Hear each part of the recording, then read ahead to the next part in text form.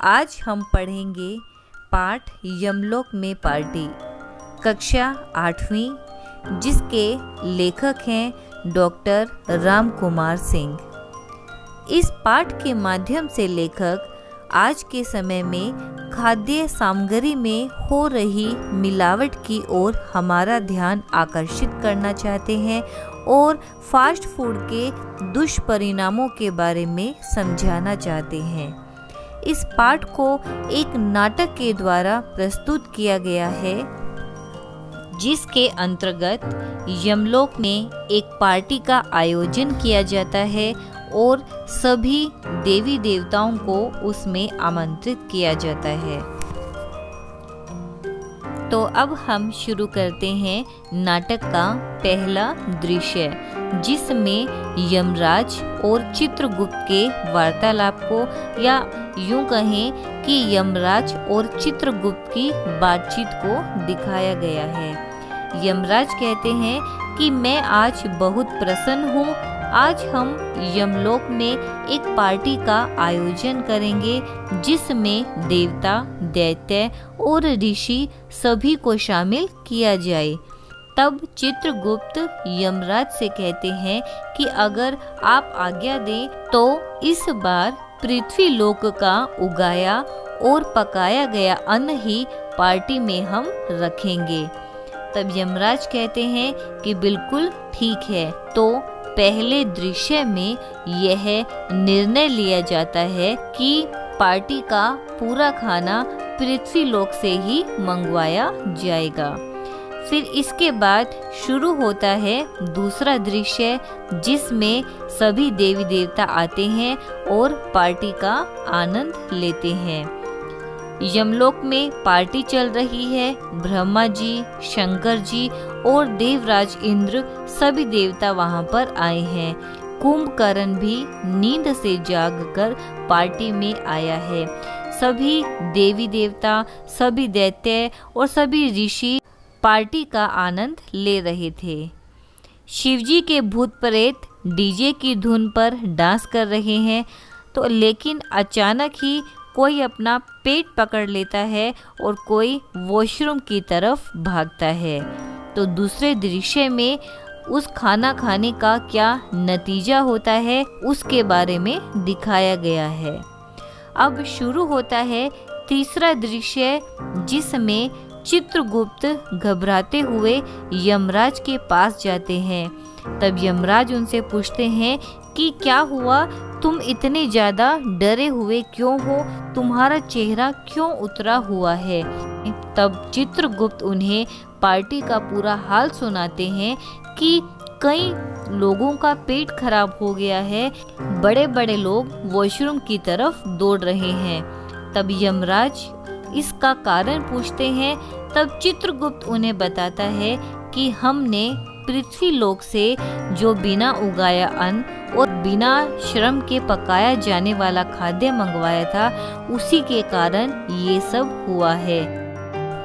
जो देवता सदैव अनुशंसित अर्थात सिफारिश किया हुआ वाटर फिल्टर का ही पानी पीते हैं, उनके सहित विभिन्न जो दैत्य हैं वो भी और चिरंजीवी ऋषि भी, ये सभी मृत्यु लोक के भोजन से बीमार पड़ गए हैं। यमराज को आश्चर्य होता है और पूछते हैं कि ऐसा कैसे हो सकता है। तब चित्रगुप्त जी कहते हैं कि यह बिल्कुल सत्य है। धरती पर 20 मिनट में पिज्जा हाजिर करवाया जाता है। अब इतनी ही देर में एम्बुलेंस को भी बुलवाना पड़ेगा। तब यमराज पूछते हैं सभी ग्रहों की क्या स्थिति है। तब चित्रगुप्त जी कहते हैं कि सभी ग्रहों के भी बुरा हाल है। सबसे कुशल पाचन तंत्र वाले शनि जी की दशा भी खराब हो गई है। सभी ने पूरी तरह से चाट, पानी पूरी, नूडल्स और पाव भाजी को बड़े शौक से खाया है, परंतु अब सभी की हालत खराब हो गई है।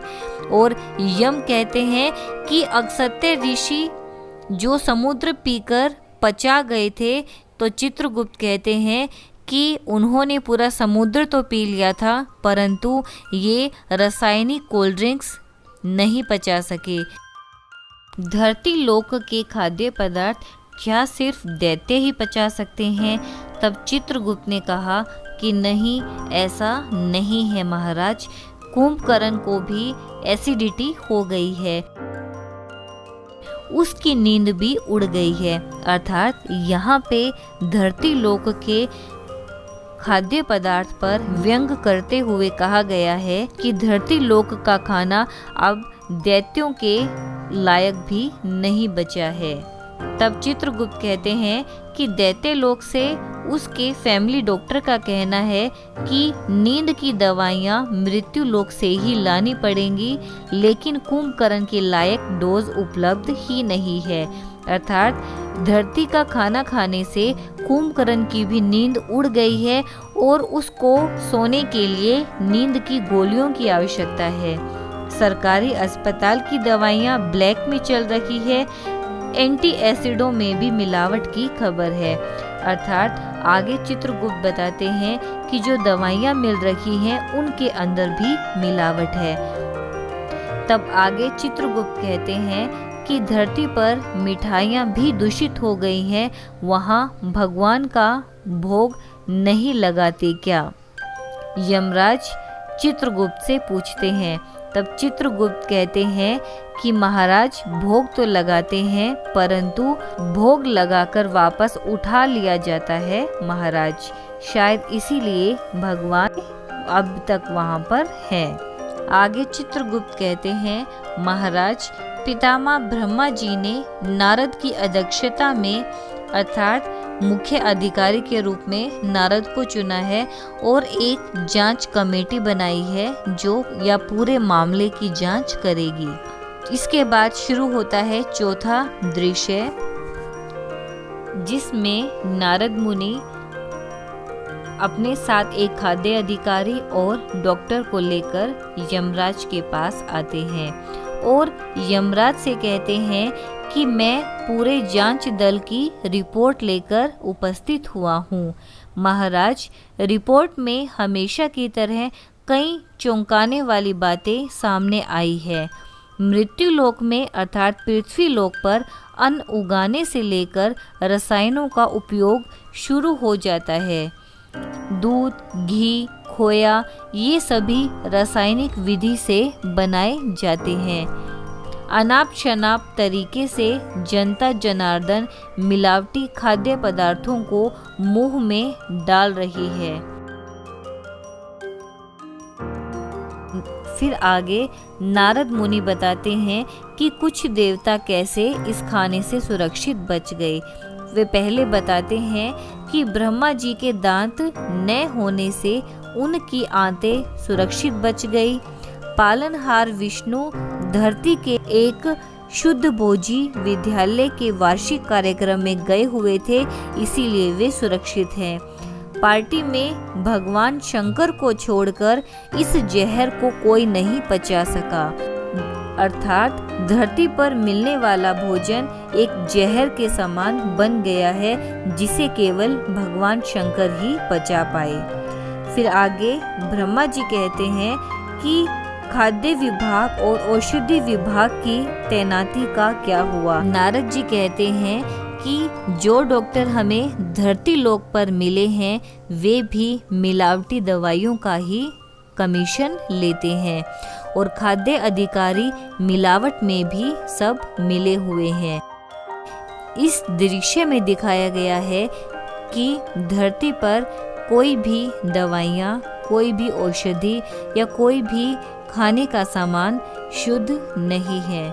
अंत में यम कहते हैं कि अब मेरी समझ में आया कि यमलोक में इतनी जनसंख्या क्यों बढ़ रही है। इस पाठ के माध्यम से बताया गया है कि किस तरह से हम लोग मिलावटी खाने का शिकार हो रहे हैं। हम सभी शुद्ध और अच्छे खाने को छोड़कर फास्ट फूड की ओर बढ़ते जा रहे हैं और उसके दुष्परिणामों के बारे में जानते हुए भी हम इन्हीं चीज़ों को बढ़ावा दे रहे हैं। हमें हमेशा मिलावटी औषधियों और मिलावटी खाने से बचना चाहिए और हमेशा शुद्ध और स्वच्छ खाना ही खाना चाहिए। आपको यह वीडियो कैसी लगी कमेंट में ज़रूर लिखिए, और यदि आप कोई नया लेसन सीखना चाहते हैं तो उस पाठ का नाम कमेंट में लिख दीजिए।